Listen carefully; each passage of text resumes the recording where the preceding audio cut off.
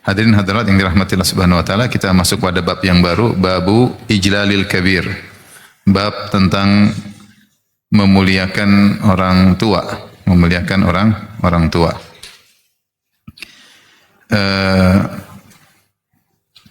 Al-Imam Al-Bukhari membawakan hadisnya, beliau berkata rahimahullah, qala hadatsana Bishr bin Muhammad qala akhbarana Abdullah qala akhbarana Auf an Ziyad bin Mikhraq qala Abu Kinanah anil Asy'ari qala inna min ijlalillahi ikrama dzis syaibah al-muslim wa hamilil Qur'an ghairal ghali fihi walal jafi anhu wa ikrami dzis sultanil muqsit.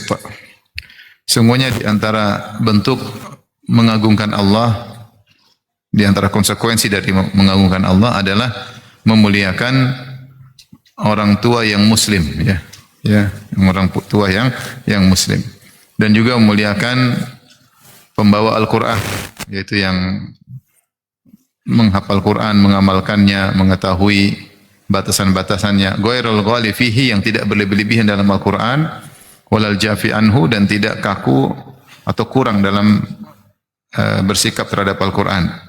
Wa ikrami dzis sultanil muqsit, demikian juga memuliakan sultan atau penguasa yang adil, penguasa yang adil.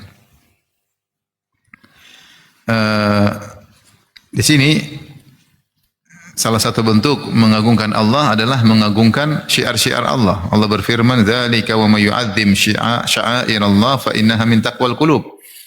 Siapa yang mengagungkan syiar-syiar Allah, maka ini termasuk dari takwanya hati. Dan di antara syariat Allah adalah seorang memuliakan orang yang sudah tua, seorang muslim yang sudah tua, ya. Dan tentunya orang yang sudah tua ya memiliki banyak hak, ya. Di antaranya hak sebagai orang yang sudah tua, dia sudah lebih berusia daripada kita, ya. Dia lebih banyak merasakan pahitnya manisnya kehidupan. Apalagi dia muslim, dia lebih dahulu beribadah daripada kita. Dia lebih banyak ibadahnya daripada kita, ya. Oleh karenanya orang yang lebih muda hendaknya menghormati orang yang tua, dan sampai disebutkan salah satu bentuk pemuliaan kepada Allah adalah memuliakan orang tua. Maka ini adalah adab yang sangat indah, sebagaimana sudah kita singgung sebelumnya. Rasulullah bersabda, "Laisa minna man lam yuwaqqir kabirana wa lam yarham saghirana." Bukan dari golongan kami orang yang tidak memuliakan yang tua dan tidak sayang kepada yang lebih muda, ya. Di sini Rasulullah mengatakan ikrami dzis syaibah, yaitu yang memiliki uban, muslim, ya, rambutnya sudah beruban, ya, dan adanya banyak uban menunjukkan dia sudah tua, ya. Ini mengingatkan kita, ya, dan menunjukkan bagaimana dia di masa tua masih di atas Islam. Berarti menunjukkan dia adalah orang yang soleh, ya. Meskipun sudah tua masih terus beribadah, ya. Maka seorang harus mengetahui kondisi atau kedudukan orang yang sudah tua. Maka misalnya kalau kita naik bis ada yang lebih tua, kita suruh duduk, kita yang berdiri misalnya. Kalau ada antrian, kita bilang silakan Pak, Bapak duluan, ya. Ya, kenapa? Bapak tua, ya. Ini bentuknya kita memuliakan, silakan, ya. Kalau ada acara makan-makan, Bapak duluan. Ya. Karena waktu makan Bapak tidak banyak lagi. Kalau udah tua mau diapain, ya, didahulukan. Ya, ini harus kita hidupkan, ya.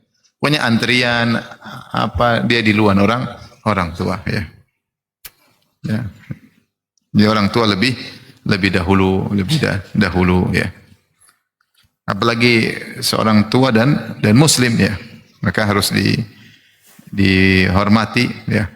Dan kita ajarkan anak-anak kita sejak kecil hormati orang tua. Udah kakek kita tolong, kita papa. Kalau dia berbicara kita dengar, ya. Kalau dia punya kesalahan kita beri uzur, namanya juga sudah tua. Ya. Tapi yang kedua, Rasulullah mengatakan wa hamilal Quran, ya, yaitu wa ikrama hamilil Quran, yaitu memuliakan yang pembawa Al-Quran. tanpa yang tidak berlebihan dalam Al-Quran dan juga tidak kurang dalam Al-Quran. Ya. Maksudnya orang yang hafal Quran ini, ya, dia tidak berlebihan dalam Al-Quran. Jadi yang dimaksud hamil Quran, sebagaimana dijelaskan oleh Ibnu Abdul Bar, rahimahullah, bahwasanya yang dimaksud pembawa Al-Quran bukan sekedar menghafal, tetapi yang mengerti tentang Al-Quran. Betapa banyak orang yang sekedar hafal tapi tidak menjalankan Al-Quran sama sekali. Oleh karenanya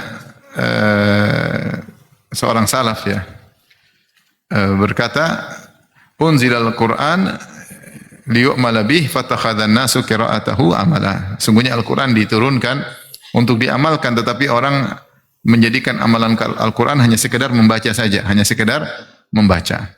Menyangka bahwasanya Al-Quran itu amalannya dengan membaca tilawah saja. Tidak, tilawah itu sarana agar kita memahami dan untuk kita mengamalkan kandungan Al-Quran.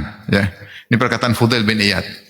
Dia mengatakan, unzil Al-Quran liyu'mala bih fattakhadha nasu qira'atahu amala. Al-Quran diturunkan untuk diamalkan, orang-orang menjadikan bacaannya hanyalah untuk bacaan, itulah amalan dari Al-Quran.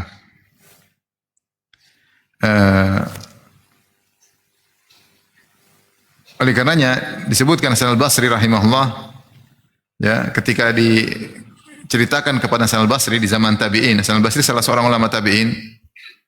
Ada yang memuji, yaitu atau seorang ahli Quran menyebutkan tentang kelebihannya. Dia berkata, qara'tul Qur'ana kullahu wa lam usqit minhu harfan. Saya sudah baca Quran seluruhnya dan tidak ada satu huruf pun yang aku jatuhkan, yaitu aku telah membacanya dengan tajwid yang baik dari awal sampai akhir. Tidak ada satu huruf pun yang kurang jelas, apalagi sampai jatuh, ya. Maksudnya dia ahli dalam tajwid, dalam makhrajul huruf. Ya, dia ahli. Maka apa Hasan al-Basri komentar tentang perkataan orang tersebut? Kata dia, wa qad asqatahu wallahi kullahu la jura alaihi al-Quran la fi khuluqin wala amal. Kata Hasan al-Basri, demi Allah, bukan satu huruf yang dia jatuhkan, seluruh huruf dalam Al-Quran sudah dia gugurkan seluruhnya. Kenapa? Tidak nampak dalam amalnya, dalam perangainya bekas-bekas Al-Quran, enggak ada. Enggak ada ayat-ayat dia amalkan. Maka menurut Hasan al-Basri, kalau orang tidak mengamalkan Al-Quran, justru dia telah menggugurkan isi Al-Quran, ya. Kemudian beliau berkata, ma haula'i bil qurra, mereka itu bukan ahli Quran. Ma haula'i bil ulama, mereka bukan ulama. Ya. Ma haula'i bil wara'ah, mereka bukanlah orang-orang yang wara'. Ya. Kemudian beliau berkata, idza kanatil qurra mithla haula la katsarallahu fin nasi mithlahum. Kalau ternyata ahli Quran hanya seperti model mereka, semoga Allah tidak membanyakkan manusia-manusia seperti mereka itu di tengah-tengah manusia. Itu hanya ada orang yang hanya baca Quran, perhatian tajwid, tapi tidak memperhatikan amalan. Padahal Al-Quran diturunkan bukan sekedar untuk dibaca. Allah mengatakan, alladzina atainahumul kitaba, ya. Alladzina atainahumul kitaba yatlunahu haqqa tilawatih. Ulaika yu'minuna bih. Dan orang-orang yang kami berikan kepada mereka Alkitab, yatlunahu haqqa tilawatih. Mereka yatlunahu haqqa tilawatih, ini maknanya membacanya dan mengamalkannya, ya. Mengikuti Al-Quran tersebut, ya, dan memahami dan mengamalkannya, ya. Jadi maksud dari haqqa tilawatih yaitu mengamalkan isi Al-Quran. Itu yang dipuji oleh Allah Subhanahu wa taala. Itulah yang dikatakan orang beriman. Adapun sekedar baca kemudian tidak mengamalkan, maka ini bisa tercela. Orang-orang Khawarij baca Al-Quran tapi tidak diamalkan. Kata Nabi sallallahu alaihi wasallam, yaqra'una Al-Quran la yujawizu taraqiyahum. Mereka baca Al-Quran namun tidak melampaui kerongkongan mereka. Tidak masuk ke hati. Tidak diresapi sehingga tidak diamalkan. Oleh karenanya kalau kita dapati seorang ahli Quran, kemudian dia nampak pada dirinya akhlak, nampak pada dirinya wara', nampak darinya takwa, ini yang dianjurkan untuk dihormati. Ya. Tapi kalau hafal Quran tapi tukang maksiat, hafal Quran tapi joget sana joget sini, ya.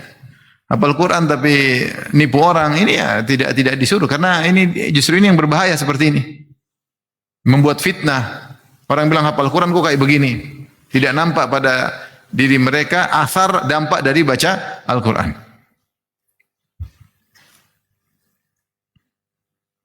Sebagian salaf berkata, Ma jalasa ahadun ma'al hadzal Qur'an illa qama minhu imma bi ziyadati aw nuqsan. Imma bi ziyadatin aw nuqsan. Tidaklah seorang duduk membaca Al-Qur'an kecuali dia berdiri di Al-Qur'an setelah selesai baca cuma dua kemungkinan, bertambah imannya atau kurang imannya. Yaitu bertambah jika dia mengerjakan isi Al-Qur'an dan kurang jika dia menyia-nyiakan perintah Al-Qur'an. Makanya Rasulullah SAW bersabda, wal Qur'anu hujjatun lak aw alaik. Al-Quran itu membelamu atau akan menyerangmu pada hari kiamat kelak. Kapan membelamu? Jika engkau membacanya, mengamalkannya. Kapan menyerangmu? Jika kau tidak membacanya. Bahkan dalam hadis disebutkan di antara orang yang diadab dalam alam barzakh, rajulun atahullahul Qur'an, seorang yang Allah berikan kepadanya Al-Quran. Fahuwa yanamu anhu bil lail wa lam ya'mal bihi fin nahar. Malam hari dia tidak baca, tidur aja tidak murajaah. Siang hari dia tidak amalkan. Justru ternyata dia diadab dalam alam barzakh. Padahal dia sudah hafal Quran. Jadi ini yang perlu kita ingatkan pada diri pribadi dan juga kepada pondok-pondok tahfiz. Ya, sekarang lagi alhamdulillah di tanah air lagi semerbak atau lagi viral atau lagi booming. Orang-orang suka hafal Quran, itu suatu keindahan, suatu perubahan yang luar biasa yang dulu tidak kita temukan. Tapi jangan lupa, baca Al-Quran itu hanyalah sarana. Yang lebih penting adalah memahaminya dan mengamalkannya. Kadang khawatir kalau hanya sekedar hafal-hafal akhirnya bangga-banggaan, anak saya sudah berapa juz, anak saya sudah berapa juz. Tapi hafal Quran sunnah, tapi mengamal Quran kewajiban. Hafal Quran sunnah, mengamal Quran apa? Kewajibannya saya fokus pada yang sunnah, kemudian yang wajib tidak dikerjakan. Nah, ini hati-hati. Kita punya anak jangan terlalu sudah berapa juz. Oke, bagus. Tapi itu bukan yang paling utama. Yang paling utama adalah dia mengamalkan isi Al-Quran. Dia paham enggak apa yang kau baca? Kalau enggak dia paham, ya suruh belajar untuk memahami. Mungkin tidak seluruh Al-Quran, tapi paling tidak ayat-ayat penting yang terkait dengan ibadah, terkait dengan akidah, terkait dengan akhlak, dia memahami. Maka seandainya pondok-pondok tahfiz tidak hanya fokus pada tahfiz, tapi ada kurikulum yang terkait dengan isi global Al-Quran, mengambil beberapa ayat-ayat atau perwakilan dari Al-Quran, ayat-ayat untuk dipahami, sehingga bisa diamalkan oleh para penuntut ilmu, sehingga akhirnya ketika dia hafal Quran, terlihat pada perilakunya keseharian.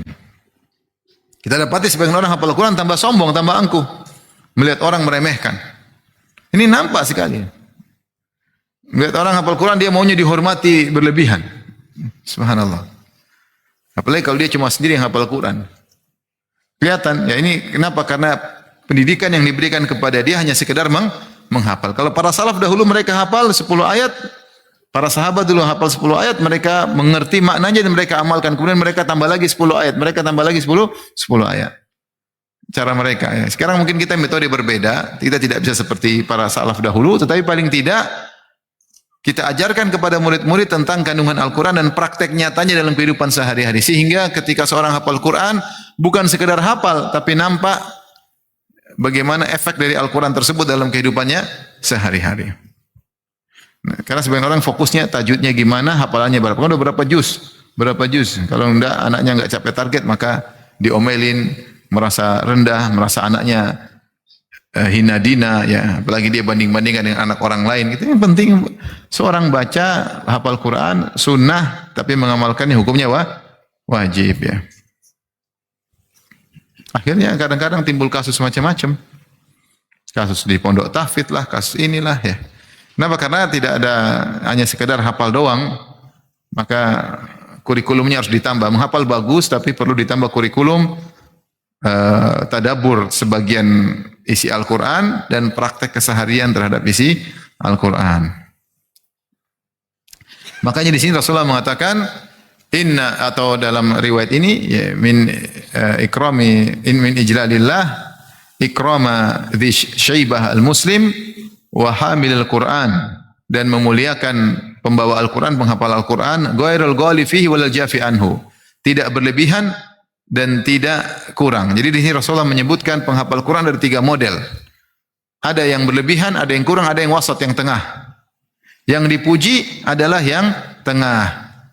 Yang tidak berlebihan dan tidak kurang. Apa ini maksud berlebihan? Berlebihan dalam Al-Quran itu disebutkan itu berlebihan dalam apa namanya sampai berusaha memahami ayat-ayat mutasyabihat yang kita dilarang, tidak boleh melampaui batas kita dalam ada ayat sifat kemudian dibahas tentang bagaimananya, tentu tidak boleh. Sifat Allah yang tahu hanyalah Allah Subhanahu wa taala. Ya, kita beriman tapi kita enggak tahu bagaimana, yang tahu hanyalah Allah Subhanahu wa taala ya. Ya, intinya tidak boleh berlebihan. Mungkin juga wallahu alam berlebihan dalam tajwid sampai menyusahkan orang. Orang kalau baca sampai berlebihan, sampai baca Al-Fatihah saja sampai seminggu enggak bisa-bisa. Sampai sebulan enggak bisa-bisa. Ini ya, maksudnya akhirnya Al-Quran bukan walaqad yassarna Al-Quran lidzikr. Al-Quran jadi Allah mengatakan sungguh kami telah memudahkan Al-Quran malah menjadi sulit. Sebagian orang akhirnya enggak mau belajar karena terlalu sulit ya. Ya ajar aja yang biasa. Nanti kalau ada yang mungkin yang mahir, ajarkan lebih lagi. Al-Quran tidak sesulit yang dibayangkan. Tidak sulit yang dibayangkan. Saya dulu pernah nyetor sama orang Al-Fatihah. Setor lagi nggak bisa. Sudah ngantri lama, kemudian ternyata susah, disalah-salahin, harus sekian lama. Saya nggak mau. Saya setor sama syekh yang lain yang tidak seperti itu. Alhamdulillah bisa setoran ya. Memang saya bukan ahli baca Quran, tapi maksudnya saya setoran sama yang menurut saya masuk akal, saya bisa belajar, saya bisa setoran hafalan ya. Adapun yang susah-susah sampai harus ya, akhirnya kan terjadi perselisihan juga di antara ahli tajwid. Sebagian terlalu tahqiq sehingga qafnya sampai berlebihan ya. Ya, sampai ditegur juga sama yang ahli. Itu ditegur, saya sempat dengar sebagian ahli Quran bilang kau baca terlalu berlebihan. Ya. Al-Quran itu kan seperti orang bicara, orang Arab bicara, tapi ditartilkan, ya. Ya, ditartilkan. Adapun berlebihan sampai miung biasa aja terlalu berlebihan ya. Jangan berlebihan ya. Sehingga susah. Kalau terlalu susah baca Quran capek ini apa namanya? Rahang nih capek. Apakah seperti itu para ulama dulu baca Al-Quran ya? Sehingga ada sebagian ulama mengatakan itu mungkin gurumu waktu ngajar kamu dia ingin kau serius, tetapi ketika praktek tidak usah berlebihan seperti itu, ya karena terlalu berlebihan, ya. Sehingga kita dengar pun tidak enak. Kalau kita dengar imam haram santai, ya enggak? Santai baca enak, lancar. Mereka bisa berdiri lama baca, kita dengar pun enak. Karena kita dengar sebagian orang, tajwidnya terlalu apa? Terlalu mendalam, sehingga ini saya rasa berlebihan ya. Akhirnya ketika dia ngajar juga merepotin orang akhirnya susah juga. Intinya jangan berlebihan dan juga jangan kekurangan, yaitu baca asal baca, tidak mentajwidkan apa yang dibaca ya. Dan juga jarang murojaah ya. Ini juga adalah sikap yang kurang tepat ya.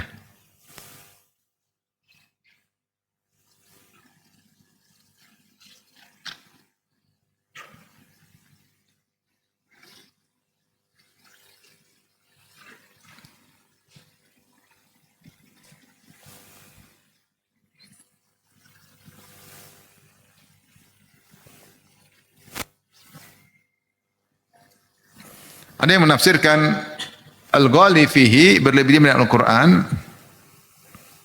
yaitu huwa alladhi wa qila ya.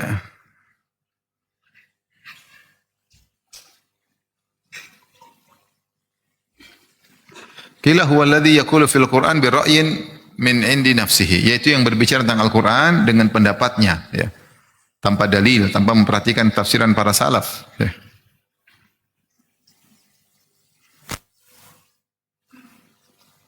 Ini menafsirkan dengan apa namanya menafsirkan Al-Quran dengan pendapatnya. Ada yang mengatakan yang dimaksud dengan berlebihan dengan Al-Quran yaitu berlebihan dalam ibadah ya, karena kita diperintahkan untuk tengah dalam segala urusan, di antaranya dalam urusan ibadah.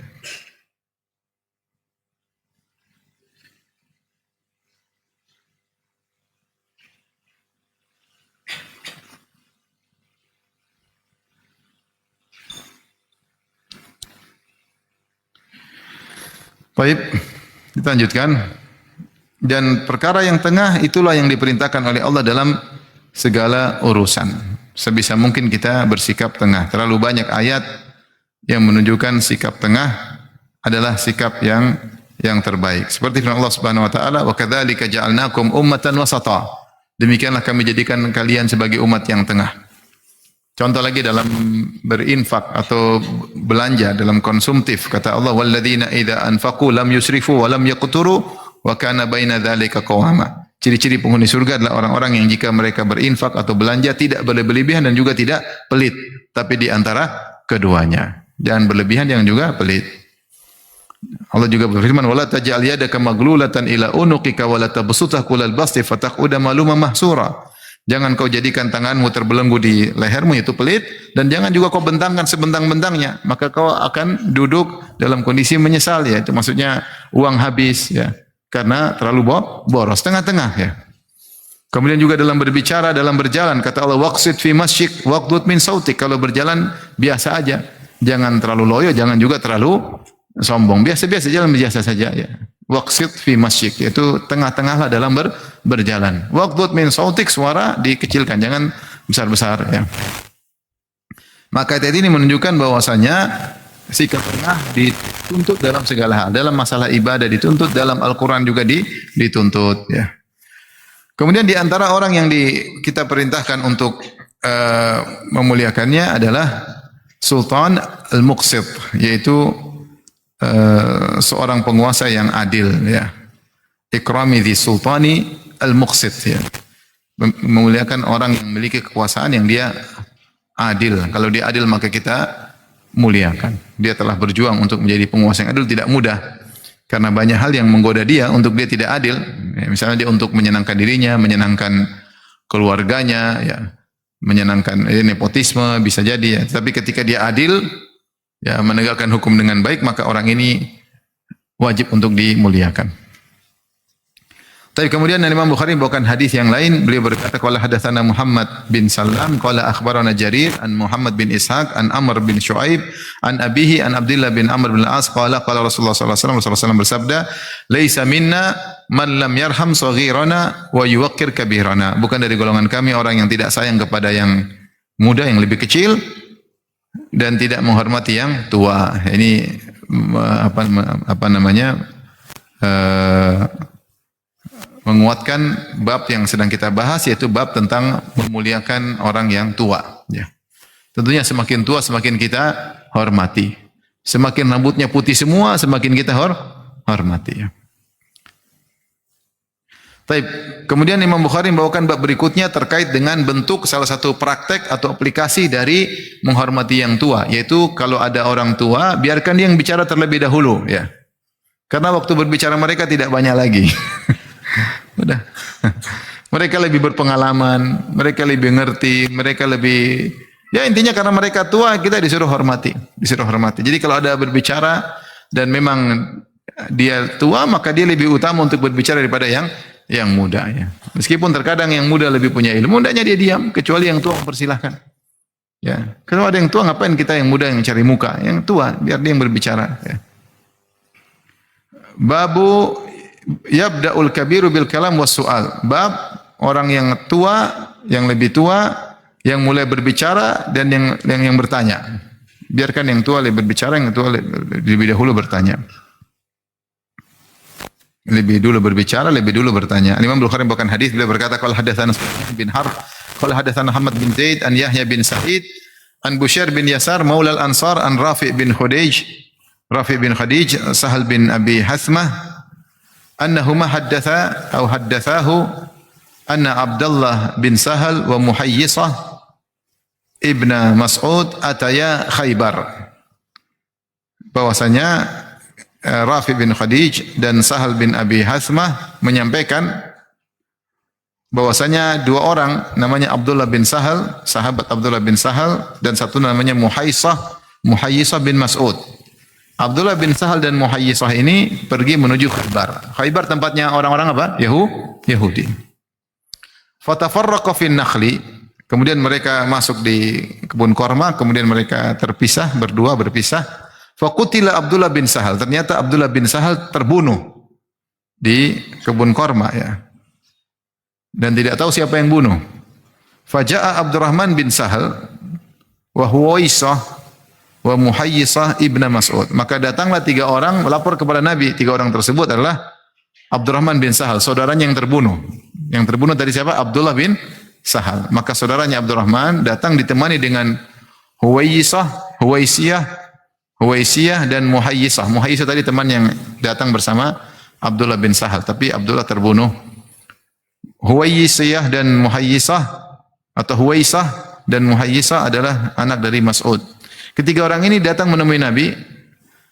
Fatakallamu fi amri sahibihi, maka mereka pun menyampaikan kepada Nabi urusan kawan mereka yang terbunuh, yaitu Abdullah bin Sahal. Fabada Abdurrahman mulai berbicara.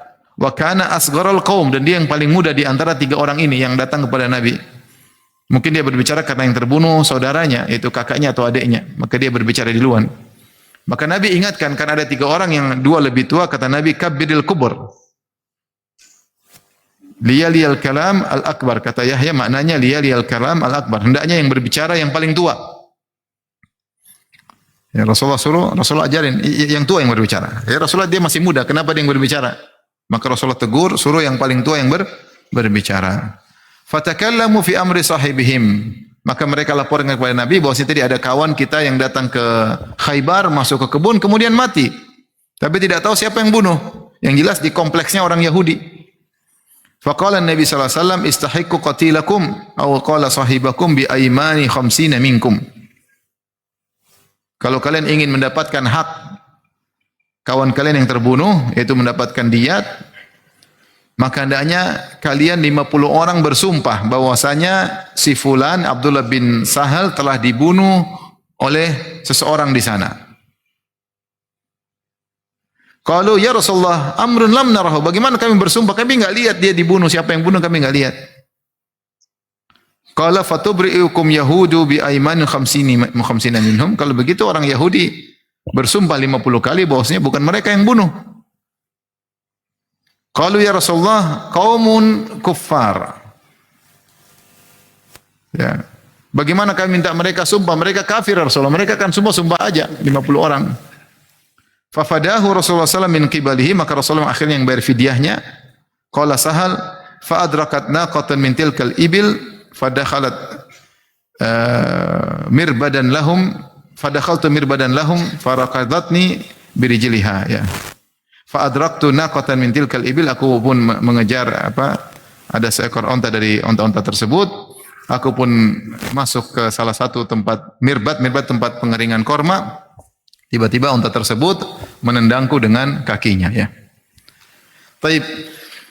Hadis ini dikenal dengan nama atau hukum disebut dengan al-qasama. Al-qasama itu ada seorang terbunuh tapi tidak diketahui siapa yang bunuh. Maka tidak mungkin orang ini mati begitu saja tanpa ada pertanggungjawaban. Maka ketika tidak diketahui siapa yang membunuhnya, tetapi diketahui sebelumnya ada permasalahan dengan seseorang di kompleks tersebut. Misalnya dia datang ke satu kompleks, dia tahu di situ ada musuh dia, pernah bertengkar sebelumnya, pernah ribut sebelumnya, sering gontong-gontongkan, tahu-tahu dia mati.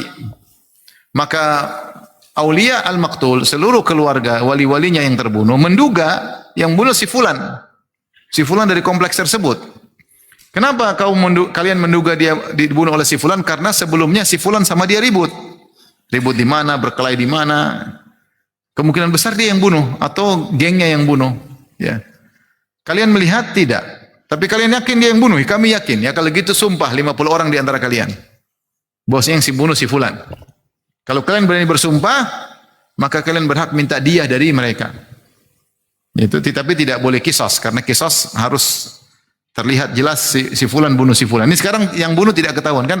Kalau si fulan bunuh si fulan, asal terbukti secara nyata, maka dia juga dikisos. Karena dia bunuh dengan sengaja. Nah, kalau ternyata yang bunuh tidak ketahuan, tetapi diduga dengan dugaan kuat, dengan syarat sebelumnya sudah terjadi permusuhan berat antara yang terbunuh dengan membunuh, maka wali-wali yang terbunuh boleh menuduh yang membunuh adalah si fulan dengan indikasi-indikasi yang ada, ya.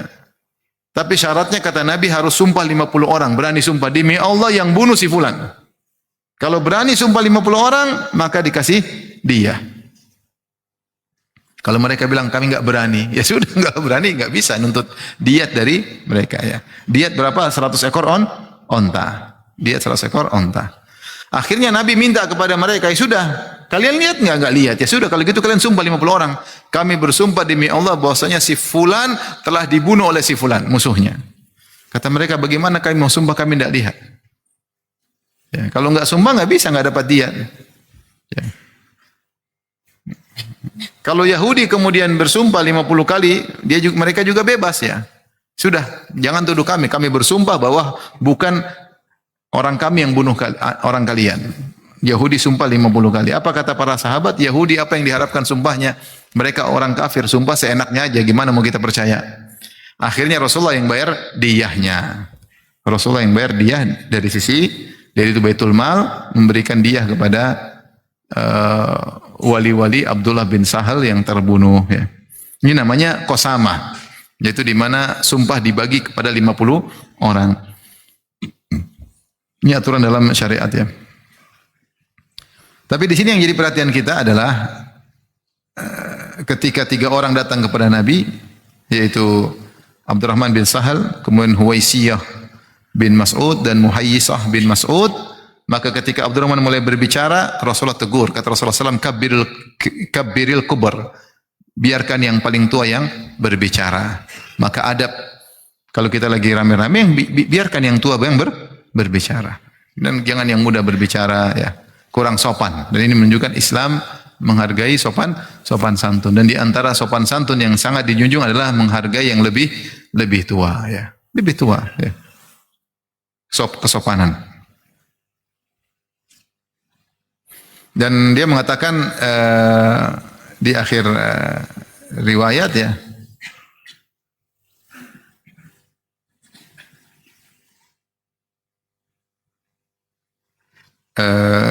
sang perawi Sahal dia berkata ya,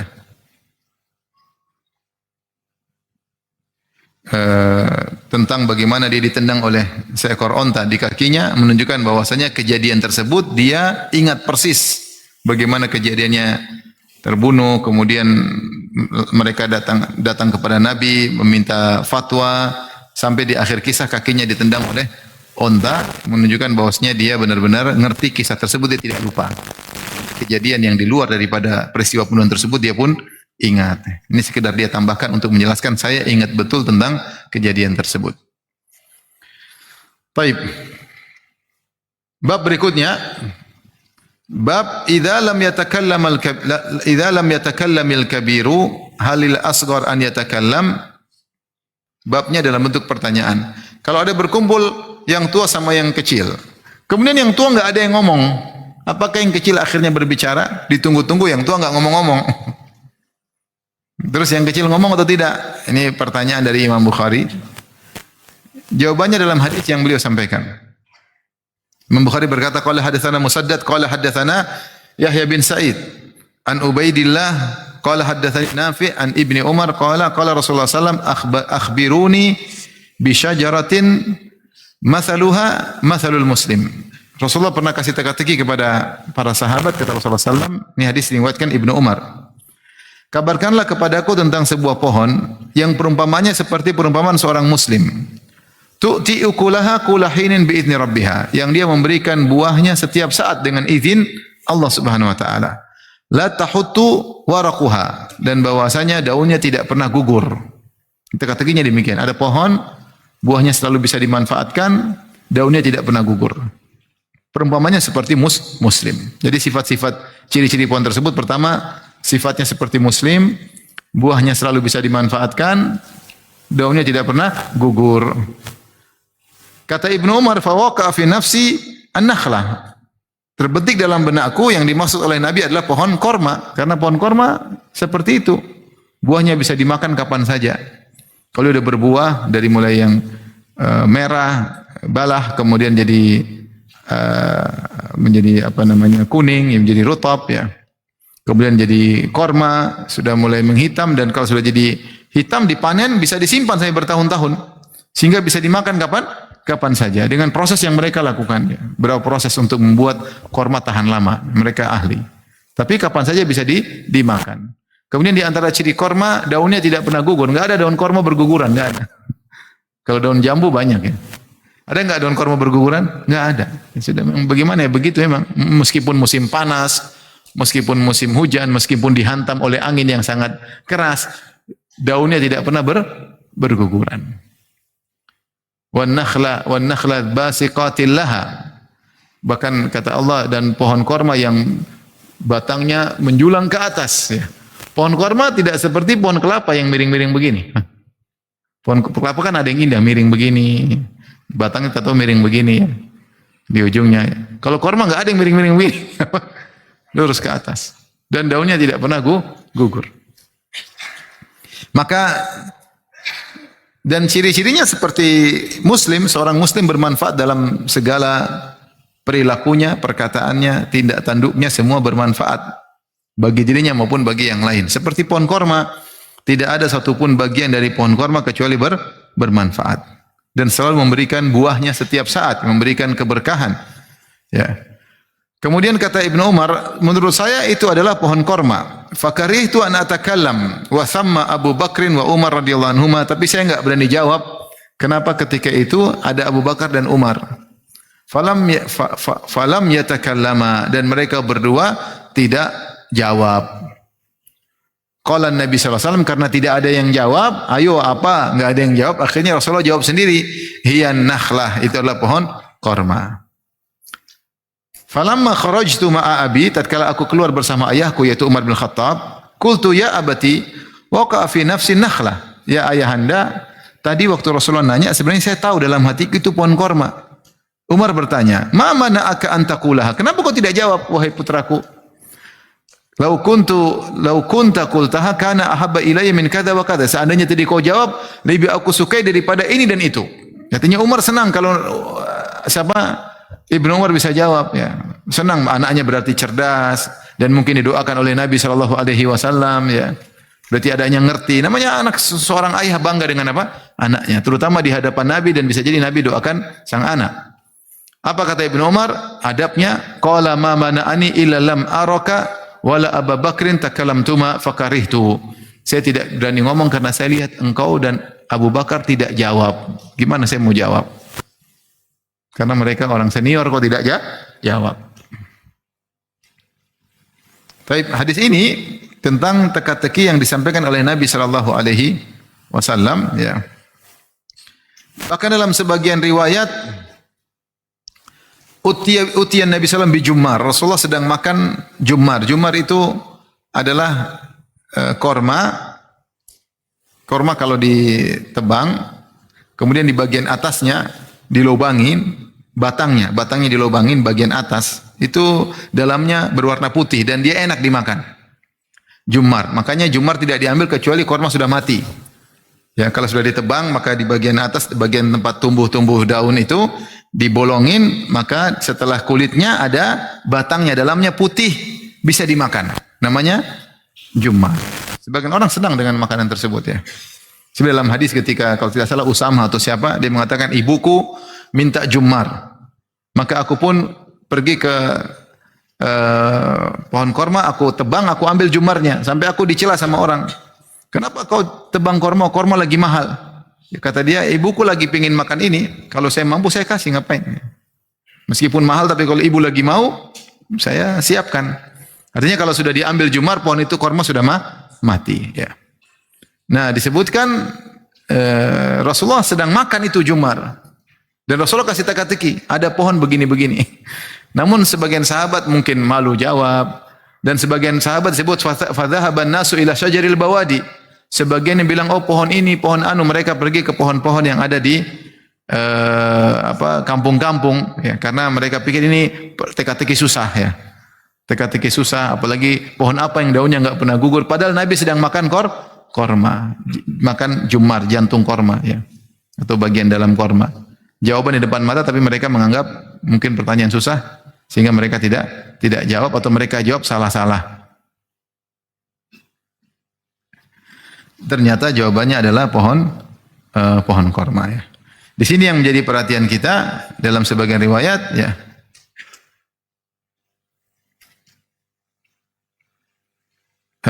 Dalam riwayat kata Ibnu Umar, fa idza ana ashiru asyratin ana ahdatsuhum fasakatu. Saya mau jawab, saya tengok-tengok, ternyata mereka 10 orang, saya adalah orang ke-10 dan saya yang paling muda daripada yang lain. Sudah ada yang jawab tapi salah-salah. Tapi yang masalahnya Abu Bakar dan Umar belum jawab. Ada yang lebih tua belum jawab. Maka akhirnya dia memilih, Ibnu Umar memilih untuk tidak jawab, ya. Dalam riwayat dia berkata, fa ahabu an atakallam, aku segan untuk berbicara. Dan ini adalah sopan santun yang harus diperhatikan, ya. Kalau ada orang tua, biar orang tua yang berbicara. Ngapain kita berbicara? Taib, adapun sifat korma tadi yang Rasulullah sebutkan, tu'ti ukulaha kullahinin bi'izni rabbiha, ya. Bahwasanya korma itu, ya, dalam setahun penuh bisa dimakan, ya. Terkadang bisa dimakan dalam bentuk rutop seperti buah, kalau kita buka puasa. Terkadang seperti makanan pokok dalam bentuk kalau sudah jadi korma. Tadi korma juga bisa diolah sehingga bisa bertahan bertahun-tahun. Ya, ada alat. Kadang mereka masukkan dalam satu alat, kemudian dipres, kemudian dikeluarkan airnya sehingga menjadi korma yang lebih manis dan bisa bertahan lama. Mereka punya metode hingga menjadikan korma bisa bertahan lama. Tapi kalau dibiarkan rutop, rusak. Tapi kalau dibiarkan terus sampai menjadi korma, menjadi hitam, ini bisa bertahan lama. Makanya korma memberikan buahnya setiap saat. Dan ini disyarat kepada seorang mukmin, karena Rasulullah menyatakan pohon korma itu seperti seorang mukmin. Bahkan dalam sebagian riwayat, inna minasyajari lama barakatuha ka barakatil muslim. Sungguhnya ada sebuah pohon yang keberkahannya seperti keberkahan seorang muslim. Maka seorang muslim dalam hidupnya hendaknya berkah. Berkah itu memberi kebaikan buat dirinya maupun kepada orang lain. Sebagaimana pohon korma tidak ada satupun yang diambil darinya kecuali bermanfaat. Dari ujung atas korma sampai ujung bawah korma. Batangnya bermanfaat, daunnya bermanfaat, pelepahnya bermanfaat, bahkan yang buat pijakan itu juga bermanfaat. Bahkan bijinya bermanfaat. Tidak ada dari korma yang terbuang. Apalagi kalau kita bicara 100 tahun lalu, di mana kehidupan masih sederhana di daerah Jazirah Arab, maka pohon korma itu adalah pohon yang sangat berkah. Demikian juga orang yang punya pohon korma tidak akan kelaparan karena dia punya makanan sepanjang tahun. Benar dia berbuah setahun sekali, tetapi bisa dimanfaatkan buah tersebut sampai bertahun-tahun, ya. Biji korma, bagaimana caranya? Biji korma diambil, dibasahin, kemudian ditumbuk, jadikan makanan buat onta. Jadi makan buat onta. Dulu biji korma ditumbuk, kemudian dimakankan buat, dan ini mengandung gizi yang tinggi. Sekarang ada yang bikin ide, bikin kopi biji korma. Saya belum pernah coba, ya, tapi saya pernah dikasih kopi biji korma, dikeringkan, disangrai, di apa, nggak tahu. Jadi nggak tahu ini ide bagus atau ide buruk, saya Allah alam. Tapi intinya sekarang sudah ada kopi biji korma. Ada dibuat kemasan. Silakan dicoba, ya. Kalau onta kan bijinya, ini kan kopinya beda. Tapi intinya tidak ada bagian korma yang terbuang. Nah, seharusnya seorang mukmin demikian, ya. Kata Rasulullah, tidak ada yang datang dari pohon korma illa nafa'aka, kecuali bermanfaat bagimu. Maka seorang mukmin dimanapun dia berada, dia beri manfaat kepada dirinya atau kepada orang lain. Kalau dia sendirian, dia baca Quran, berzikir, belajar yang bermanfaat, mendengar yang bermanfaat. Kalau sama orang, menyenangkan istrinya, menyenangkan anaknya, menyenangkan orang tuanya, menyenangkan tetangganya. Tidak ada pun dimanapun dia berada kecuali memberi manfaat kepada orang di sekitarnya. Berusahalah jadi seorang muslim yang berkah. Itu memberi manfaat kepada orang lain. Seperti Nabi Isa alaihissalam, dia berkata, wa ja'alani mubarakan aina ma kuntu. Allah menjadikan aku berkah dimanapun aku berada. Ditafsirkan yaitu muallimanil khair atau nafa'an qada'an li hawaijin nas, yaitu suka mengajarkan kebaikan atau membantu orang lain. Jangan kita diam ngelamun, ya, jangan. Siapa depan kita, kita berusaha memberi manfaat kepada orang depan kita sebisa mungkin. Ya. Makanya ketika Rasulullah mengambil baiat dari Jarir bin Abdullah, Ya, Rasulullah mengambil di antara baiatnya selain syahadatain, kata Rasulullah SAW, wan nush likulli muslim. Agar engkau menjadi nasih bagi setiap muslim yang kau temui. Nasih itu maksudnya bagaimana bersikap yang terbaik bagi orang di depannya, bagi setiap muslim. Kau ketemu siapa saja, berusaha menjadi terbaik bagi setiap muslim. Ketemu orang tua, ketemu anak kecil, ketemu kerabat, ketemu orang jauh, ketemu pedagang, ketemu siapapun, kalau kau bisa menjadi terbaik baginya, lakukan. Dan ini Rasulullah tidak ambil baiat ini kepada sahabat lain. Disebutkan Rasulullah ambil baiat ini dari Jarir bin Abdullah. Ada yang mengatakan kenapa? Karena Jarir bin Abdullah akan balik ke kabilah Bujailah dan dia akan berdakwah. Maka Rasulullah SAW ingin seorang dai sifatnya seperti itu. Dimanapun dia berada berusaha beri manfaat kepada orang lain. Maka Rasulullah ambil baiat dari dia. Sehingga dimanapun dia berada, dia bermanfaat. Nah, kita pun demikian berusaha. Meskipun tidak sempurna, kita lagi sama siapa saja berusaha beri manfaat sama dia. Pikir apa yang saya bisa kasih manfaat buat dia. Sama pembantu pikir apa yang bisa kasih kebaikan sama dia. Sama pegawai apa yang saya bisa berikan kebaikan bagi dia. Bukan cuma berpikir apa yang bisa saya keruk dari dia. Apa yang bisa saya ambil dari dia. Apa yang bisa saya manfaat dari dia. Kalau nggak bermanfaat, pisah. Hendak. Sekarang kita harus berpikir apa yang bisa saya berikan sama orang lain. Demi akhirat kita. Demi akhirat kita. Sehingga jadilah kita berkah dimanapun kita berada. Orang yang paling utama merasakan keberkahan kita, orang terdekat, istri dan anak-anak. Kalau orang terdekat kita merasakan berkah dari kita, mereka akan nyaman dengan kita dan selalu merindukan kehadiran kita. Makanya kalau anak-anak suka telepon kita, istri suka telepon kita, berarti mereka merasakan manfaat keberadaan kita di sisi mereka. Tapi kalau istri sudah malas telepon kita, kita telepon dia pun tidak angkat. Ini berarti bermasalah ya. Anak-anak pun malas telepon kita telepon anak, abi ini ganggu aja lagi main, dia sudah malas juga dapat telepon dari abinya. Ini ada masalah, mungkin kita bermasalah, mungkin mereka yang bermasalah. Khawatir kita yang bermasalah. Ternyata keberadaan kita tidak menyenangkan mereka, tapi justru mengusik kebahagiaan mereka. Memang abinya ngomel melulu, abinya selalu kalau ketemu hafalanmu sampai mana, hafalanmu sampai mana, enggak pernah nanya lain hafalanmu sampai mana. Namanya anak-anak juga ingin bercanda, enggak ditanya pelajaran terus ya. Intinya kita berusaha dimanapun kita berada, kita bermanfaat. Seperti korma yang bermanfaat dimanapun dia berada. Kemudian juga di antara ciri korma, la yatahattu waraquha. Seorang mukmin berusaha tegar seperti korma. Rasulullah sebutkan daunnya tidak pernah gugur, dihantam oleh angin, ditimpa dengan panas matahari ya. Daunnya tidak gugur. Seorang mukmin harusnya kuat. Karena namanya terpaan musibah, ya angin cobaan akan terus menimpanya, akan menerpanya, tidak akan berhenti. Selama dia hidup dia akan ditimpa dengan berbagai macam cobaan dan musibah. Maka harusnya ditegar. Bahkan semakin iman seorang semakin tinggi, maka angin terpaan musibah akan semakin banyak, angin ujian akan semakin berhembus. Dan ini sudah konsekuensi dari orang yang beriman. Maka harus dia tegar. Daunnya tidak boleh jatuh, dia tegar. Ingat korma, ya bertegar dengan pertolongan Allah Subhanahu wa taala ya. Ya, jangan sampai bunuh diri maksudnya. Sedih sedikit kemudian apa? Bunuh diri, gugur, jatuh. Ya, seakan-akan sudah tidak ada solusi. Putus asa kepada Allah, suudzon kepada Allah, ini gugur dia. Gugur dia. Tapi kalau dia dekat kepada Allah, dia ibadah, dia akan husnudzon kepada Allah, dia tegar apapun yang terjadi. Baik, hadis berikutnya bab taswidil akabir. Bab yaitu menjadikan pemimpin dari kalangan orang-orang tua ya. Maksudnya kalau kita punya anak misalnya ada yang besar, ada yang kecil, kita yang tua yang suruh ngurus, kamu yang ngurus ya. Jadi itu manfaatnya banyak, dia merasa bertanggung jawab, adik-adiknya pun hormat sama dia ya. Orang lain pun lihat benar, ini benar kakaknya yang jadi bertanggung jawab, yang diserahkan kepemimpinan ya. Tapi kalau seandainya serahkan kepada anak kecil, akhirnya yang lain enggak nurut. Kamu perintah-perintah saya. Saya yang dulu cebok kamu, sekarang perintah-perintah saya misalnya.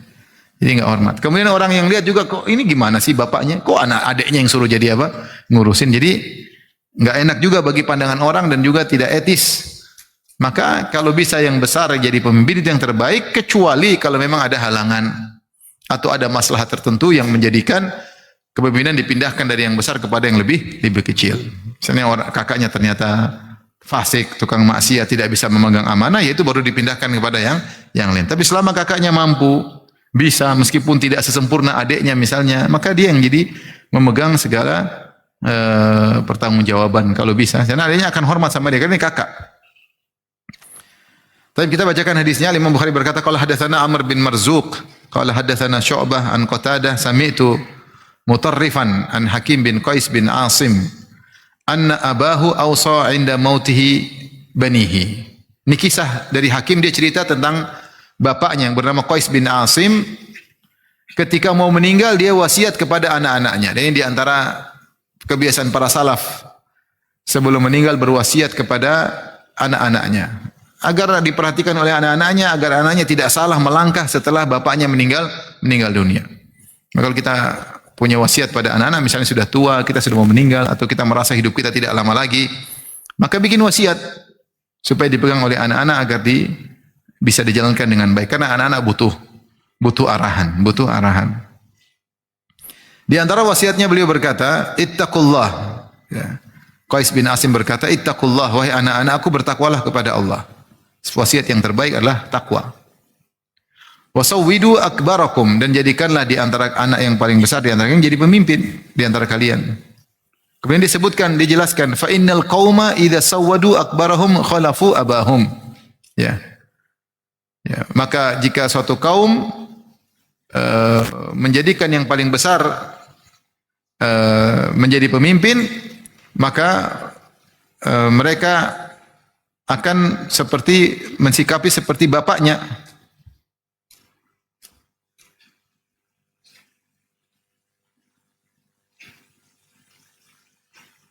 Yaitu bahwasanya mereka telah bersikap seperti orang ayah mereka, seperti ayah mereka. Ya. Makanya yang paling tua adalah yang besar. Kalau besar dia bisa bersikap seperti apa? Bapaknya. Namanya paling tua. Ini pengganti bapak. Sehingga yang lain akan nurut. Tapi kalau yang jadi pemimpin anak kecil atau adik paling bungsu, mungkin tidak seperti ayah mereka. Tidak dianggap seperti ayah mereka. Wa idza sawwadu asgharahum azra bihim dzalika fi akfaihim atau fi akfaihim. Adapun kalau ternyata yang kecil ya dijadikan pemimpin, maka mereka akan dicela ya. Dan mereka akan direndahkan gara-gara hal tersebut. Jadilah mereka bahan hinaan ya. Jadilah akfa'uhum, yaitu orang-orang yang setara dengan mereka akan mencela mereka. Dan ini menimbulkan permusuhan di antara mereka. Maksudnya kalau keluarga ini adik-adik kecil jadi pemimpin, maka yang lain akan mencela itu gimana sih? Kalian apa? Masa yang jadi pemimpin kalian adik kalian? Kalian ini goblok-goblok, masa bahlul-bahlul ada yang jadi pemimpin? Jadi bahan hinaan oleh tetangga mereka, oleh teman-teman mereka, oleh sejawat-sejawat mereka ya. Maka jangan jadikan adik kecil yang menjadi pemimpin, tapi yang paling besar di antara kalian, karena sebabnya demikian. Jadi di sini Qais bin Asim menjelaskan sebab-sebab jangan sampai anak kecil yang jadi pemimpin. Wa alaikum bil mal wastina'ihi. Hendaknya kalian perhatian sama harta dan cara mencari harta. Ya. Jadi kalau cari harta ya berusaha berjuanglah untuk mencari harta karena harta penting ya, dan ikhtiar untuk mencari harta dengan cara-cara, yaitu wastina'ihi, itu cara-cara untuk mencari harta. Kenapa demikian? Fa innahu munabbihatun lil karim. Ya. Karena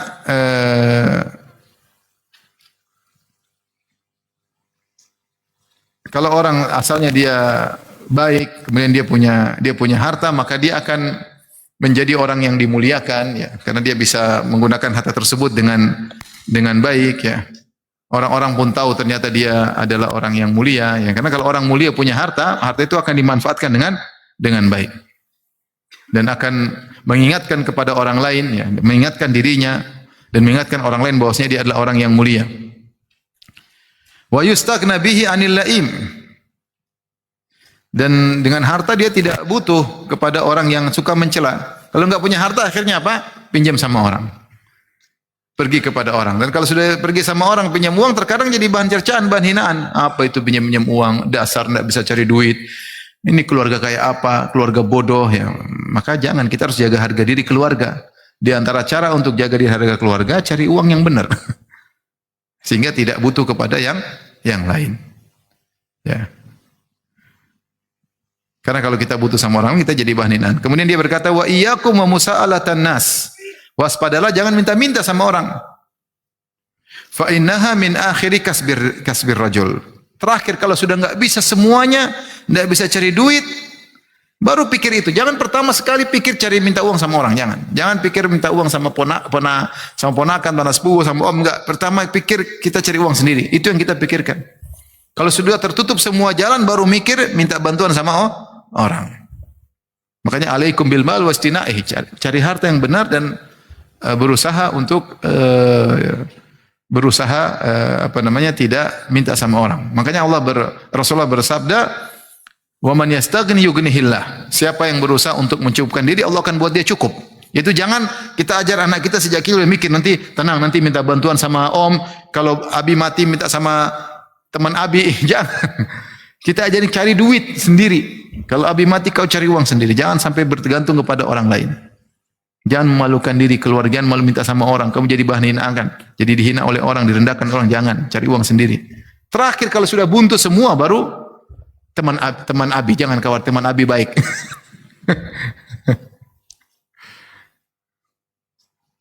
Ada kawan kemarin cerita, saya kenal juga, meninggal dunia, kena COVID.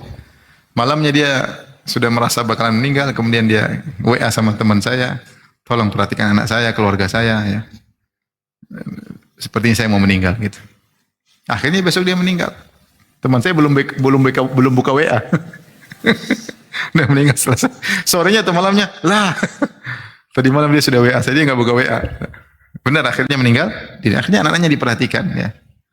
Ya mungkin anaknya masih kecil, belum bisa disuruh cari apa?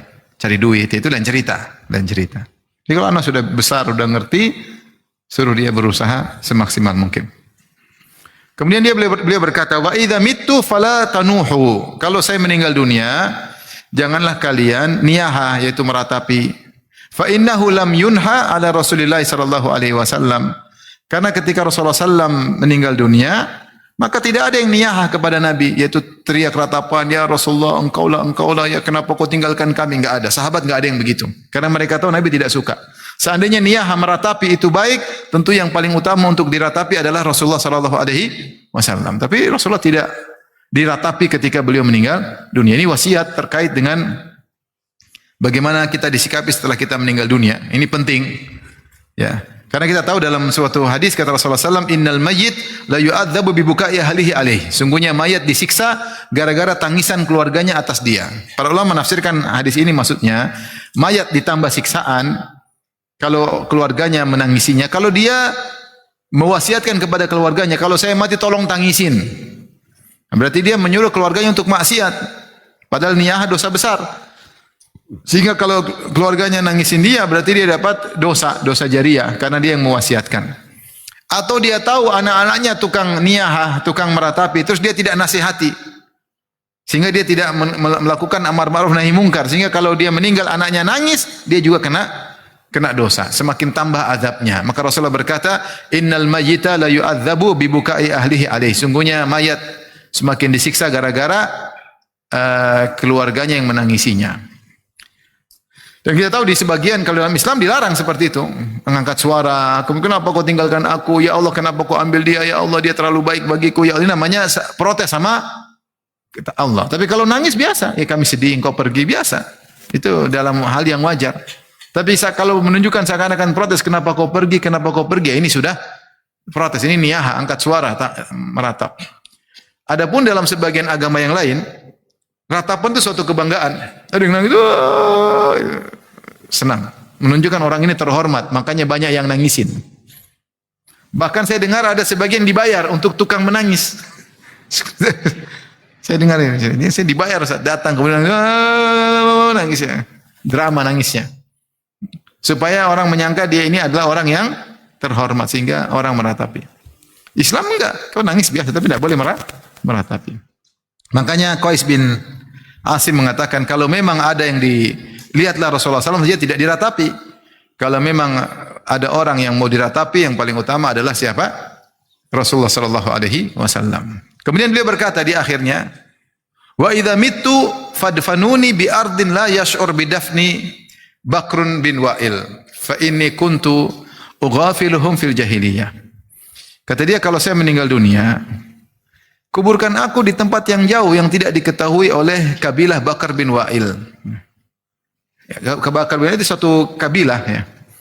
Kenapa agar tidak diketahui oleh kabilah Bakar bin Wa'il? Dia jelaskan ya. Dulu waktu zaman jahiliyah, saya pernah nyerang mereka ketika mereka dalam kondisi lalai, saya serang mereka. Itu kesalahan. Ada permusuhan antara dia dengan kabilah Bakar bin Wa'il. Maka dia bilang, khawatir nanti ada orang bodoh di antara mereka, galik kuburanku, kemudian bikin masalah dengan jasadku. Makanya kalau kubur saya jauh-jauhkan, jangan diketahuan oleh mereka. Ini semua wasiat yang penting-penting harus diketahui ya. Karena sebagian orang tidak bisa balas dendam ketika masih hidup, dibalas dendam ketika sudah mati. Maka pentingnya seorang memberi wasiat kepada kerabatnya ketika dia akan meninggal dunia. Dalam satu hadis kata Rasulullah SAW, "Ma haqqu imri'in muslim lahu syai' yusi fihi yabitu lailataini ila wasiyatu maktubatun indahu." Itu di antara yang perkara yang hendaknya dilakukan seorang muslim kalau dia punya sesuatu ingin disampaikan, ya, yaitu dia tidur kecuali dia tulis wasiat di sisinya. Ya. Seorang menulis wasiat karena kematian bisa datang kepadanya tiba-tiba. Yang menjadi perhatian kita di sini bahwasanya Qais bin Asim dia mewasiatkan kepada anak-anaknya, kalau saya meninggal dunia atau jadikanlah orang yang paling tua di antara kalian jadi pengurus atau pemimpin. Sehingga ini ajaran bahwasanya adik-adik hendaknya menghormati kakak. Bahkan kalau kakak misalnya susah, kita harus hormati, dia kakak. Dia kakak ya. Harus dihormati. Ya, kadang orang sombong, dia sudah lebih kaya daripada kakaknya, dia lebih tinggi kedudukan daripada kakaknya, dia merendahkan kakaknya. Kakaknya enggak dianggap sama sekali. Enggak boleh. Namanya kakak tetap apa kah? Kakak tetap dihormati, didengar perkataannya, diskusi dengan dia ya. Bagaimanapun kakak tetap kakak. Jangan karena kita lebih alim atau karena kita lebih kaya sehingga kita meremehkan kakak. Enggak. Ini wasiat Nabi sallallahu alaihi wasallam untuk menghormati yang lebih tua. Meskipun mungkin kita bantu dia, meskipun mungkin dia bergantung kepada kita, tetap namanya kakak kita hormati.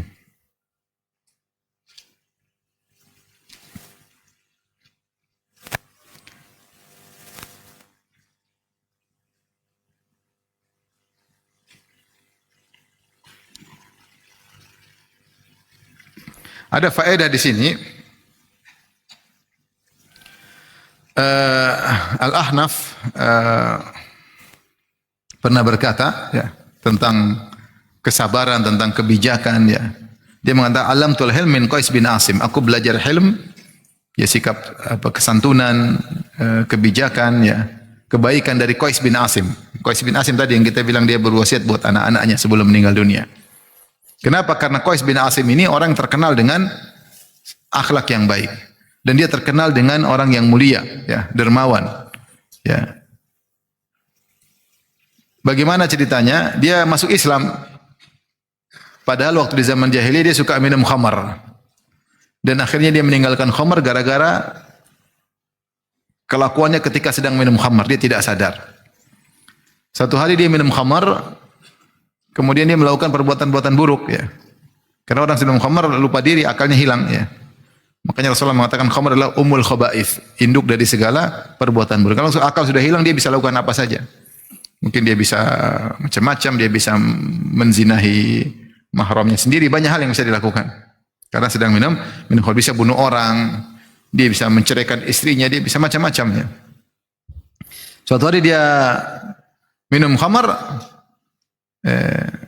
akhirnya dia pukul belakang putrinya ya. Bagian pantat putrinya dia pegang ya.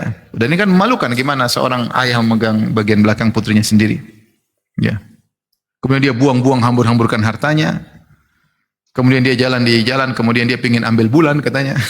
Dia lagi gila, lagi mabuk. Ketika dia sadar, orang-orang bilang, kau tadi pas mabuk begini-begini. Wah, dia malu sekali ya. Padahal dia terkenal baik. Ini orang baik, kemudian jadi kayak orang gila. Mengambil bulan ya. Kemudian melakukan buang-buang uang. Akhirnya setelah itu dia berjanji tidak akan minum khamar lagi. Dia orang yang sangat mulia, dan di antara wasiat dia tadi kita sudah dengarkan wasiat kepada anaknya. Demikian saja apa yang saya sampaikan. Kalau ada yang bertanya saya persilahkan. Wallahu taala alam bisawab.